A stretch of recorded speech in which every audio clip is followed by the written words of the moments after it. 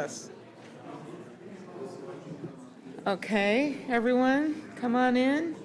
Then senators are. I just followed the person. Yeah, where's Peter's guest? Where'd she go? Our maple syrup, Allison. Huh? Okay, good. Okay, great.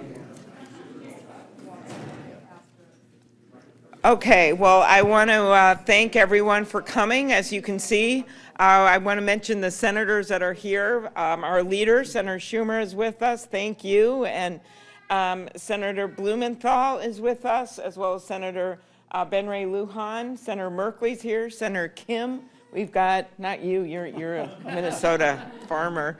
Senator Cantwell is with us, and Senator Bennett. We've got Senator Welch, and of course, Senator Kane. Senator Warner is here, right over here, doing so much. Our Virginia and Maryland senators are really hit by this hard, their constituents. And I wanted to tell you just three things, and then we are going to let our guests speak. And that is that the State of the Union is chaos is up, corruption is up, and costs are up.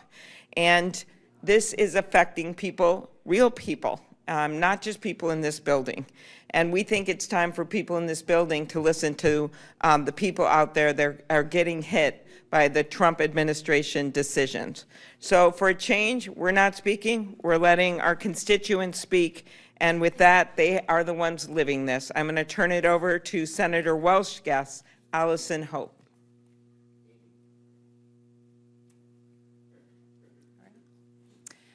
Thank you for having me. I'm Allison Hope with the Vermont Maple Sugar Makers Association.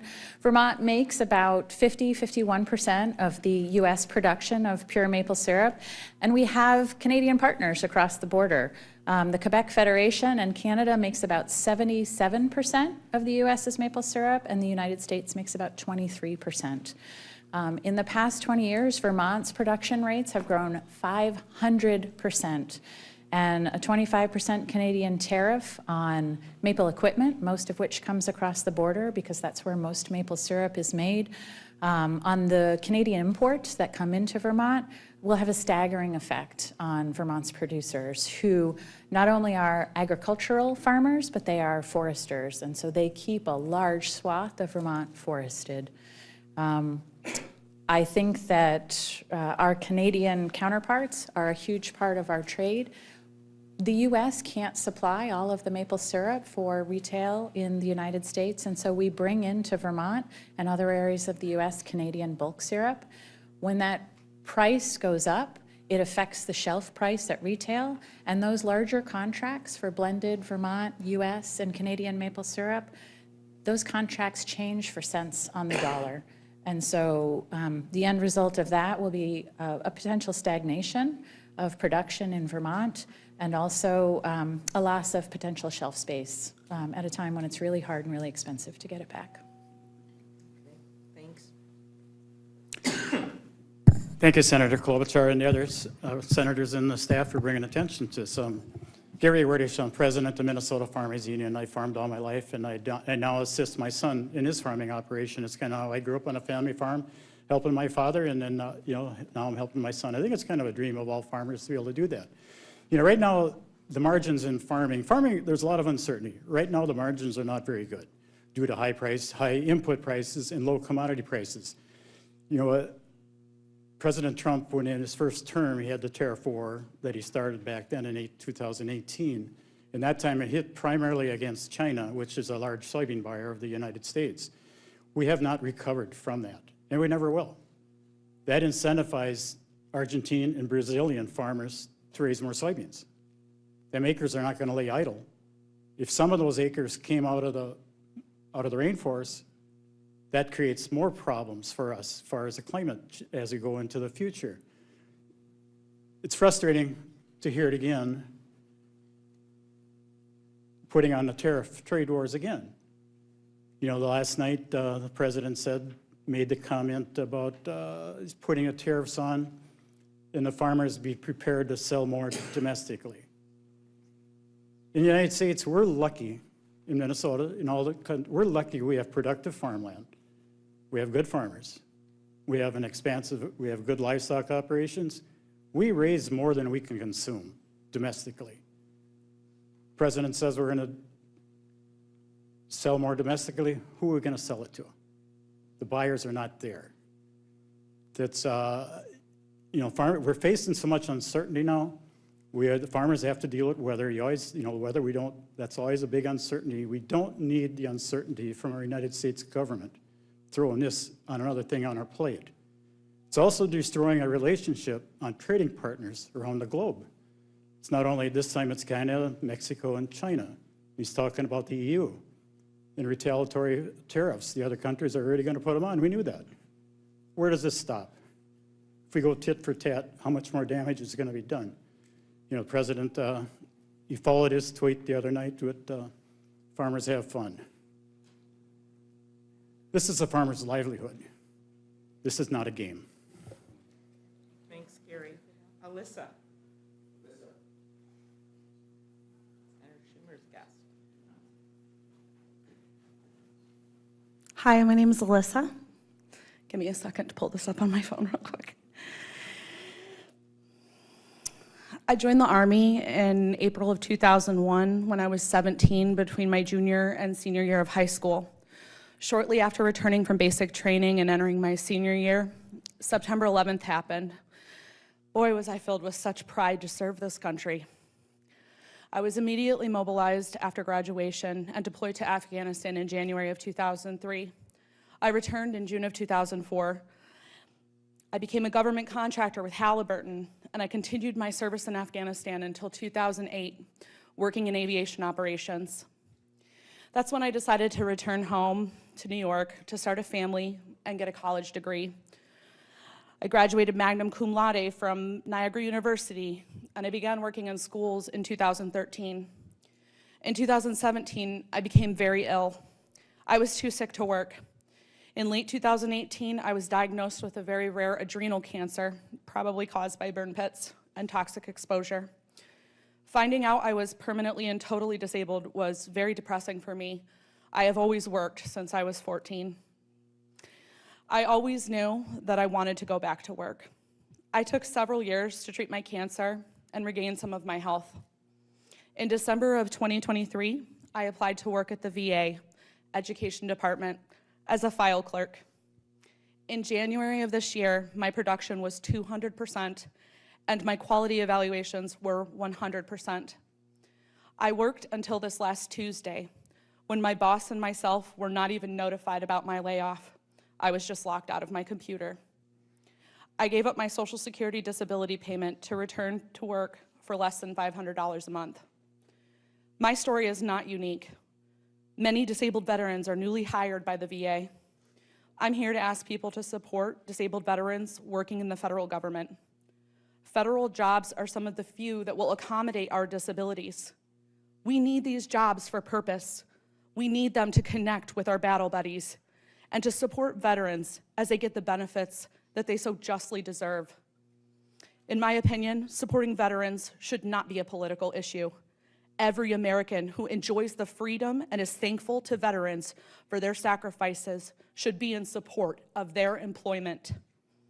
I am asking for the dignity of employment and accommodations for the disabilities caused by our service.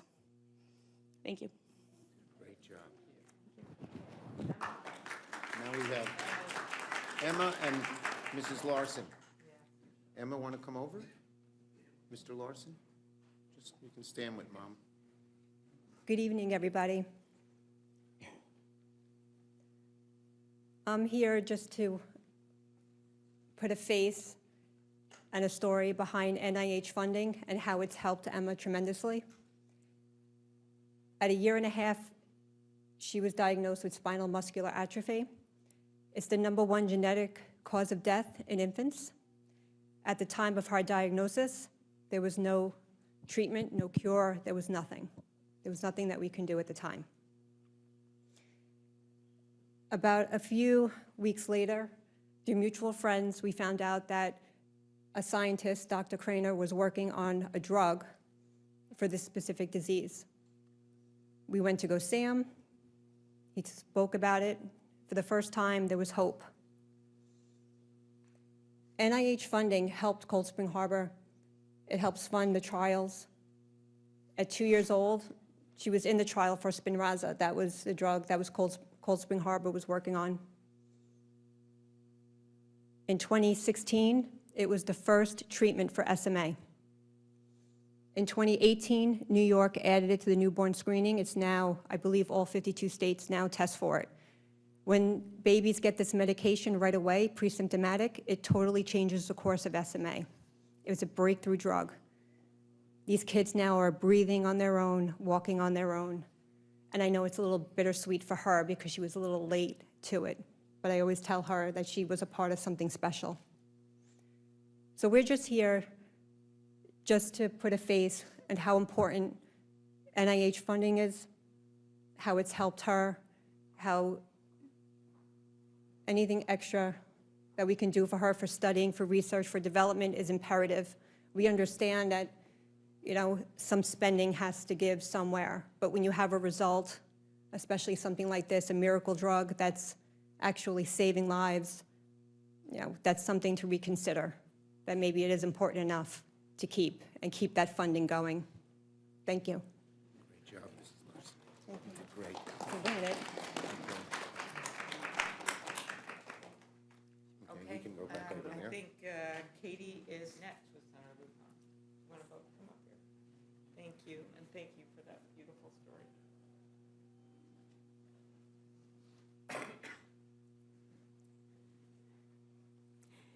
Hello, my name is Katie Anderson. I work with Roadrunner Food Bank in Albuquerque, New Mexico, and have the incredible pleasure of getting to serve the state of New Mexico in many ways.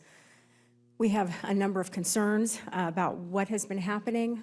Federal funding freeze in particular caused a lot of chaos for partners. We work with over 500 partners across the state that get food into the hands of people everywhere in every corner of our state. And there was much confusion about that, a lot of concerns from some of those programs that they were not going to be able to continue to function and serve their community. We also had a lot of people calling and concerns with, were they going to continue to receive SNAP benefits? What did that look like? And the reality is that the budget reconciliations that are on the table right now are going to have a massive and horrific effect on New Mexicans as well as Americans. The whole entire country will feel that. Up to 400,000 New Mexicans could be impacted by the changes in SNAP benefits. Right now, people get roughly $6 a day in SNAP benefits, and that's the upper limit. If we're talking about rolling that back, what does that mean? What does that mean for the hundreds of thousands of children and seniors in New Mexico and the millions across the country? So we are here to speak up on behalf of people who are hungry, not only in New Mexico, but across the entire United States. People in our country deserve to be able to thrive, and they deserve to be able to raise their families without concern about where they're going to get their next meal. Thank you for having us today. Dr. Lang and Senator Cantwell. Thank you. I'm a cancer surgeon and researcher, and I'm here to plead against the proposal to cut indirect costs from the average of 50% to 15%. That's the money that or funds that the institutions that house all these researchers pay for all the various infrastructure. And make no mistake about it, it will drastically halt, if not halt, the amazing medical research that is being conducted, and will greatly just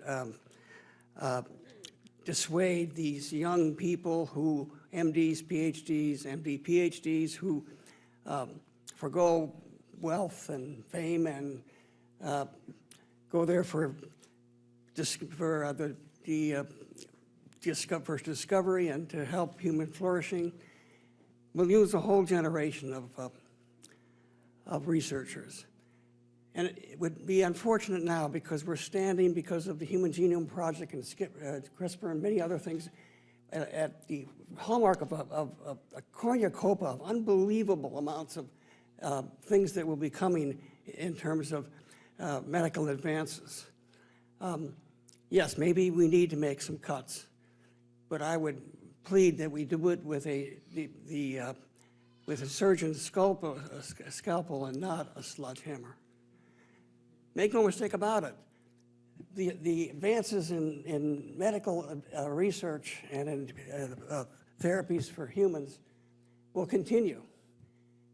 We are the envy of the world in terms of biomedical research. We won't be if this kind of thing happens. The research will continue, but we'll be taking a back seat. So I'm pleading that we think carefully about this tree of unbelievable research. Yes, prune the branches, but don't take a chainsaw and cut down the whole tree. It's very hard to grow back. Thank you. Thank you. Okay. Ashley and Senator Warner.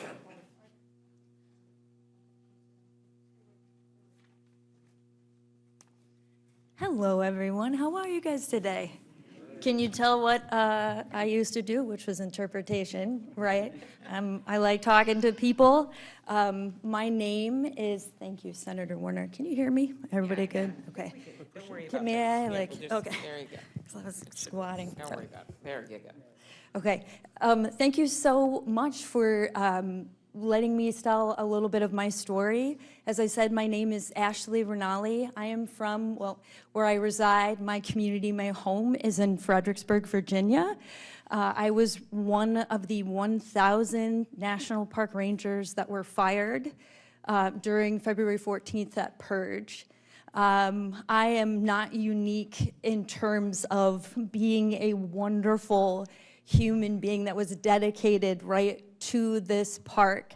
Formerly, for 15 years, I was a teacher. I worked 2 jobs. I decided I really wanted to pursue National Park Service full time, and then I got it. And it was like winning the lotto. These positions are very, very rare and hard to get into. I had made it. I made my dream. This happened to me, and it was taken from me. I had exemplary reviews from my direct supervisors. My service with the federal government, my evaluations have all been so excellent. The same with my colleagues. I wanted to show my hat because they are with me today. These are 3 other people that used to work at Fredericksburg, Spotsylvania. They weren't fired from there, but we know each other. So just in my own personal circle, I know 3 people, Helen Dew, Avery Lentz, Maddie Hollis, who can't be here today, but they are with me in spirit. Thank you very, very much for giving me an opportunity to talk to you about my beautiful city, which is also being deeply affected by the cut to the economy. Our park is the reason why there is a built-up downtown in Fredericksburg. It brings in tourism dollars. I have walked around, canvassed all of the little stores in the area. Their business has been cut in half. It does not just affect me, my friends, the 1,000 other park rangers. It affects my community. I am a it's a magical place. Y'all should go. I am a Fredericksburg person through and through. That is my home. I love it so, so much. I am so grateful, Senator Warner, who has immediately been an extremely kind human being and reached out to me and made me feel like a person. These 1,000 other people don't have voices right now. I am somebody because Warner reached out and made me a person. We are all people, National Park Service workers, have dreams to have these jobs. It's a labor of love. I know I'm talking too much. Thank you, an interpreter. Thank you so much for letting me talk. Interpreting. Yeah. Thank you. Okay, Kevin. Here we are, and Senator Tim. Kevin, I'll hold the mic for you. Hi everyone, my name is Kevin. I'm one of the 1 in 4 Americans that identify with some form of developmental disability. Cutting the Medicaid program will hurt billions and billions of lives. Supporting people with disabilities supports America. It is that simple. As we grow, so does America. Caregiving is not pink-collar work. It is American work. As we can thrive with the right supports, we can have jobs. We can live in the community. If we want to save money, keep people with disabilities in their homes, in their communities. It's cheaper to raise a son or daughter in the community than an institutional setting. It's that simple. Save money by saving Medicaid and investing in the American people. Patrick Henry once said, "Give me liberty or give me death." We are facing a life and death situation. If you cut Medicaid, people will die. It's that simple. Do we choose life or do we choose death?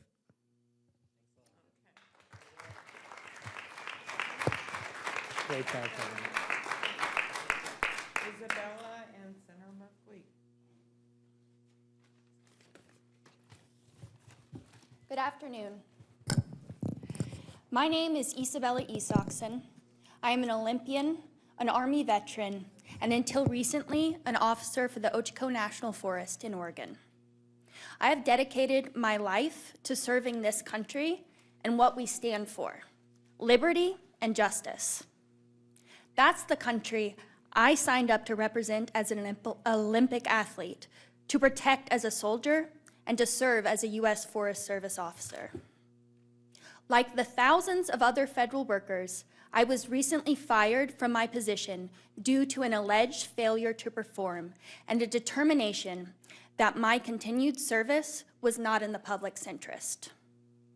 From May to October of 2024, I worked all but 2 days during one of the nation's most intense fire seasons.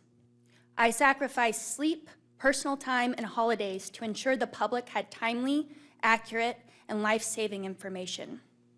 I poured everything I had into my job because I knew what was at stake: lives, homes, and the future of the places we love.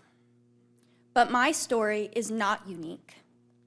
Nationwide, thousands of federal workers who were illegally fired make the same sacrifices to get the job done.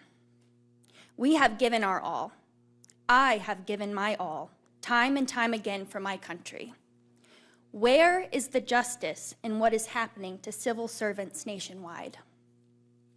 Now is the time for all Americans across every state and political party to speak up for the kind of country we want to be, the country I signed up to protect and serve, where we work towards liberty and justice for all. Thank you all for listening. Thank you to Senator Merkley and all of you for giving me the opportunity to speak.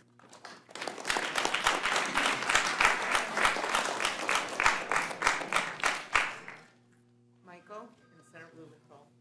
Thank you. Good afternoon. I'm Michael Missel, a proud native of the great state of Connecticut and the former Inspector General for the Department of Veterans Affairs.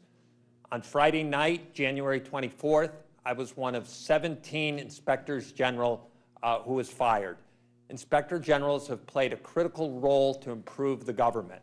Inspector Generals fight fraud, waste, and abuse, make efficiencies and effectiveness in the government, hold leaders accountable, and promote transparency. At VA, while I was the IG since 2016, we issued over 2,500 reports, made 10,000 recommendations on how to improve, and had a monetary impact of $45 billion. We made VA better for veterans and their families to make sure that they receive the benefits and services that they so richly deserve. And I thank the veterans who are here today. My concern is that by firing the Inspectors General without proper notice and without giving the detailed case-specific reasons that the law requires, it's going to chill independent and nonpartisan oversight. And I worry about the impact it's going to have on our government. Thank you.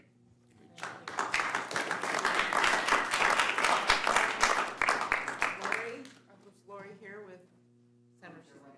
They're running late. Okay, so we're on to Jamie, who I met with Senator Bennett. Good afternoon, everyone. My name is Jamie Werner, and I am here to represent the thousands of U.S. Forest Service employees who have been terminated in recent weeks for performance-based reasons. I'm also here to advocate for the importance of the continued stewardship and protection of America's treasured public lands. I got my start in public land management as a 19-year-old Forest Service firefighter in the great state of Oregon. I studied environmental science at Stanford University and have devoted my career to land management issues, recreation management, and the stewardship of our public lands. I recently took a job with the U.S. Forest Service to serve my community, to steward our essential treasured landscapes, and to serve the American people. But a huge reason why I wanted to join the Federal Civil Service is to stand alongside the incredible employees of the United States Forest Service, particularly at the White River National Forest in Colorado, where I was very, very proud to serve. When I was terminated from my position, I was called and told I was fired effective immediately on Sunday afternoon of President's Day weekend, and told it was for my performance. I, like others have mentioned, had an exemplary performance record, and I've spent the last few weeks talking with the many, many others who are in my shoes.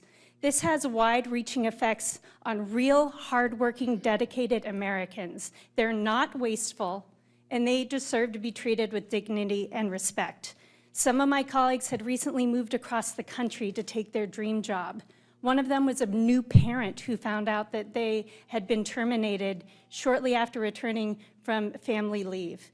These are real faces that are being told that their work is not in the public interest and they are not doing a good job. Our federal employees, particularly those at the Forest Service, are some of the most dedicated, creative, passionate, intelligent people I know.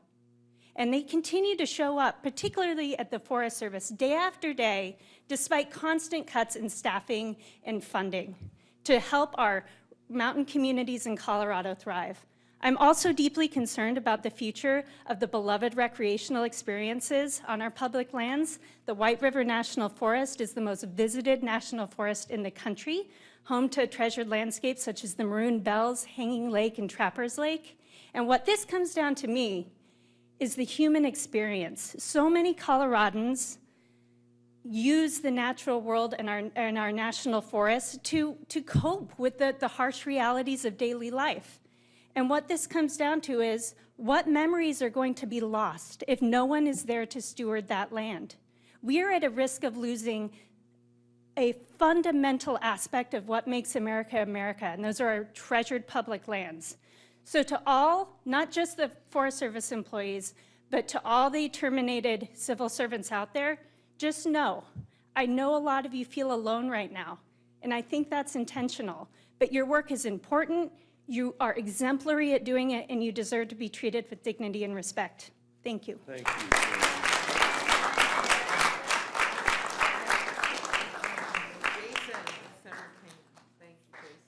Thank you. Good afternoon, everyone. My name is Jason King. I live in Fairfax, Virginia. I served in the United States Army. While attached to 5th Special Forces Group, I ensured the transport of personnel, equipment, and supplies in and out of the country. After the Army, I was given the opportunity to continue serving my country with the FAA as the executive assistant to the Director of Safety himself. When 67 lives are claimed in a tragic event, such as the one that occurred recently near DCA, followed by reports of hundreds of layoffs at the FAA, it's not very reassuring for those who rely on us to keep them safe, which has led to many people questioning the safety of our airspace. However, in the wake of the recent events, our administration decided to move forward with the firing of hundreds of FAA employees, including myself. And I was actually considered an essential employee who was expected to report to work even in the event of a government shutdown. While the United States of America has the safest airspace in the world, that just doesn't come by chance. It's thanks to all of the hardworking and dedicated employees at the FAA. I would like to strongly encourage our administration to stop the cuts at the FAA to help rebuild the confidence back into the American people and to preserve an already struggling workforce. Cutting costs should never come at the expense of safety, especially when it comes to the system we all rely on. Thank you.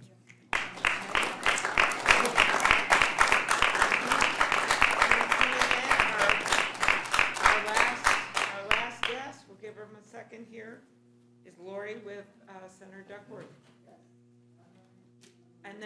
done with this, some of the guests can talk to some of the reporters if you want to talk to them, but we're not doing a traditional Q&A. But I just want to remind everyone that these are the people that are going to be there tonight. These are guests of the senators that are going to be watching President Trump and that expect more of America. And with that, Lori, take over. Just tell, all you do is tell your story. Oh, well, thank you. Thank you so much. And a special shout out to Senator Duckworth. I'm honored to be your guest tonight. And this is the first time Head Start in our 60 years has ever been invited to do the State of the Union or joint address to Congress. So leave it to our Senator Duckworth for that. Thank you. So I am Lori Morrison-Frichtel, and I'm proud to serve as the Executive Director of the Illinois Head Start Association, where we support thousands of children and families across the great state of Illinois. Head Start, just so you know, Head Start provides a safe and nurturing environment where children can thrive.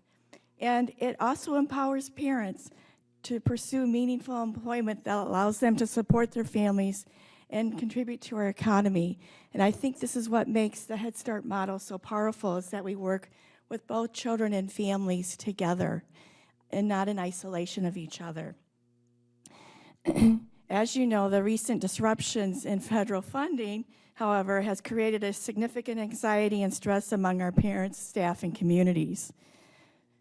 During the funding freeze, we were unable to pull down funds to pay our workforce, to pay our bills, and we've had to lay staff off, and even prospective staff have been unwilling to join our team, our workforce, because they're afraid of not being paid.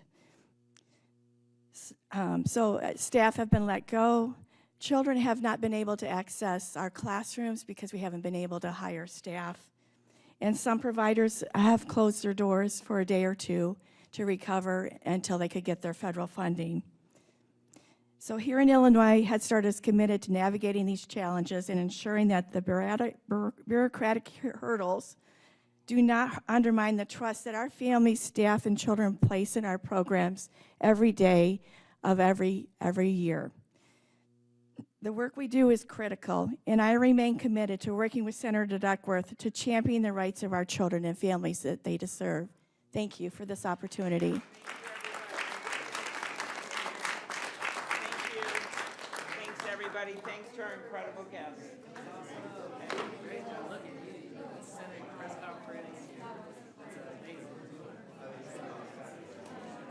How about I show you, let's see, I'll show you around the Capitol.